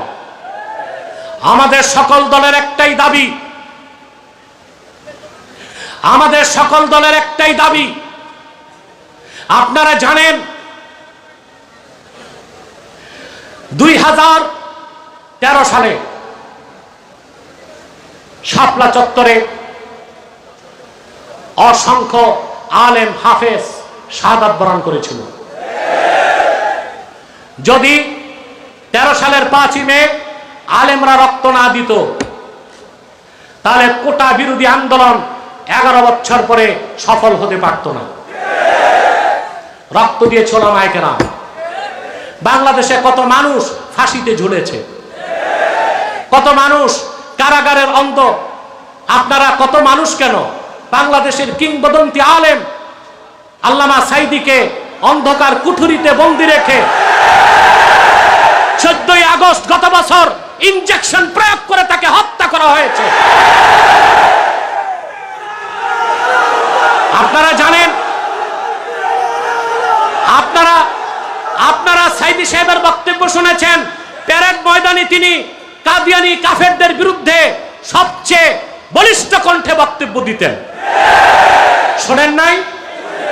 তাহলে কাদিয়ানীদেরকে অমুসলিম ঘোষণার দাবি শুধু কোন একটি দলের দাবি নয়, তাহরিকে খাতমে নবুয়ত বাংলাদেশের দাবি, হেফাজত ইসলামের দাবি, জামাত ইসলামের দাবি, জমিয়তের দাবি, মজলিসের দাবি, চরমনায়ের দাবি, বাংলাদেশের সমস্ত মুসলমানের দাবি। তাহলে জাতীয় সংসদে 14 কোটি মুসলমানের দাবি যদি মানা না হয়, সেই গণতন্ত্র মানি না, সেই সংবিধান মানি না, সেই সংস্কার আন্দোলন মানি না। যারাই সরকার গঠন করবে, যারাই নির্বাচিত হয়ে সংসদে যাবে, কাদিয়ানীদেরকে অমুসলিম ঘোষণার দাবি আদায় করতেই হবে, নতুবা তাদেরকেও ক্ষমতা থেকে নির্বাসিত করা হবে।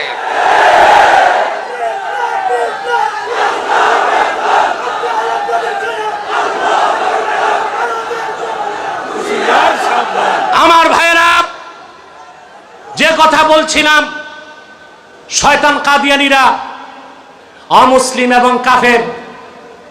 অনেক মুসলমান বক্তাকেও শুনি বলে আহমদি জামাত। নাউজুবিল্লাহ, এটা বললে ঈমান থাকবে? নিঃসন্দেহে কাদিয়ানীরা কাফের এবং অমুসলিম। তাদেরকে কোনো অবস্থায় আহমদি জামাত বলা যাবে না, বুঝেন নাই? তাদের একটাই পরিচয়, তারা অমুসলিম এবং কাফের, জিন্দিক কাফের। তাদেরকে যারা কাফের বলবে না, তারাও কি? চিল্লায় বলেন, তারা কি? কাফের। বিভিন্ন সেক্টরে তারা ঘাপটি মেরে বসে আছে আর ইসলাম ও মুসলমানের ক্ষতি করার চেষ্টায় লিপ্ত আছে। সেজন্য আপনাদের বলছিলাম 13 সালে 5ই মে শাপলা চত্বরে 2013 সালে দাবি ছিল কয়টা? 13টা। 13টার মধ্যে একটা দাবি ছিল, হেফাজতের মূল দাবি ছিল কাদিয়ানীদেরকে অমুসলিম ঘোষণা করতে হবে। এটা আপনারা জানেন না? আমি বলবো হেফাজত নেতাদেরকে, আপনাদেরকে সংসদে যাওয়ার দরকার নাই, আপনারা একটা আন্দোলন করুন। এই আন্দোলনে সারা জাতি আপনাদেরকে সমর্থন দিবে। যে দাবিগুলো আদায় করার জন্য শত শত হাফেজ এবং আলেম শাপলা চত্বরে রক্ত দিয়েছে, আমাদের 13 দফার 12 দফা এখন থাক, আমাদের 13 দফার মূল যে দফা সেটা আদায় করতেই হবে। অনতি বিলম্বে বাংলাদেশে রাষ্ট্রীয়ভাবে কাদিয়ানীদেরকে অমুসলিম ঘোষণা করতেই হবে, করতেই হবে, করতেই হবে। এই দাবি আদায়ে তাহরিকে খাতমে নবুয়ত বাংলাদেশ যদি জান ও মাল দেবার ডাক দেয়, কারা কারা প্রস্তুত আছেন? হাত তুলে দেখা।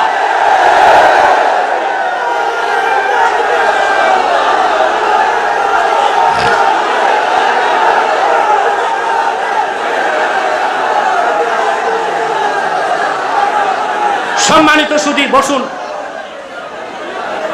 আরেকটা কথা বলবো, কাদিয়ানীদেরকে আপনারা অর্থনৈতিক সহযোগিতা করবেন না। করবেন? করেন? জি করেন।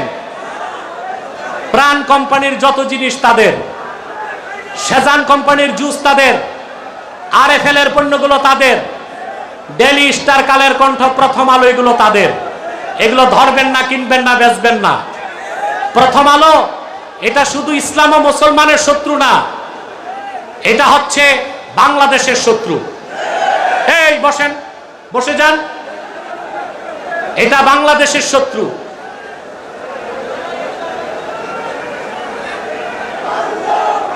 বসেন, আপনারা বসে যান, এক মুহূর্তে বসে যান। ওটা স্বেচ্ছাসেবকরা দেখবে।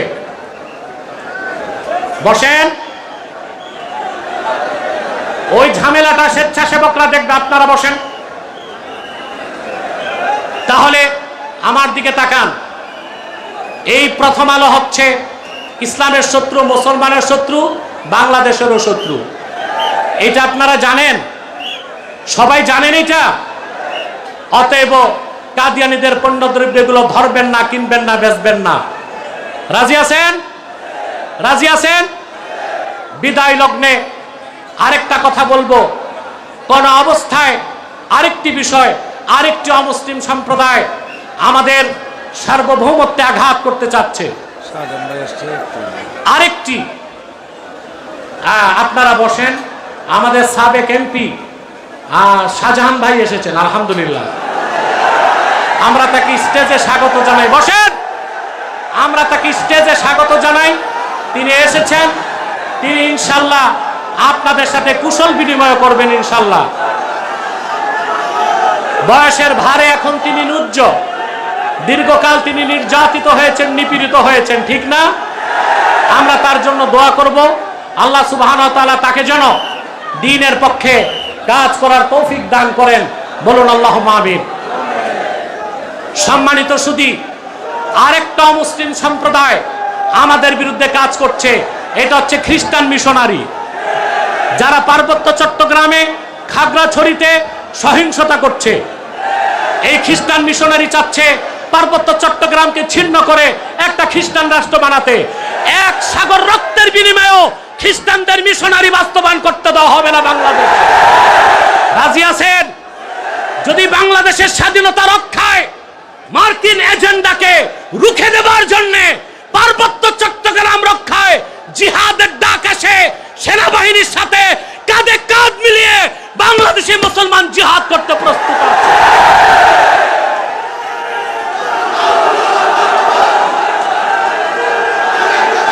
সম্মানিত সুধী, আরেকটি কথা বলছি, হিজবুত তাওহীদ হচ্ছে আরেকটা ইহুদিদের দালাল সংগঠন, ইহুদিদের সংগঠন হিজবুত তাওহীদ। এটা থেকেও সাবধান থাকবেন। বিদায় লগ্নে আরেকটি কথা বলছি, আমাদের এখন ইস্পাত কঠিন ঐক্য গড়ে তুলতে হবে। মাসলাক যার যার, দিন ইসলাম সবার, এই মন্ত্রে আমাদেরকে উজ্জীবিত হতে হবে। রাজি আছেন আপনারা? আল্লাহ তাআলা আমাদেরকে কবুল করুক, আল্লাহ তাআলা আমাদেরকে মঞ্জুর করুক। বলুন আল্লাহুম্মা আমিন।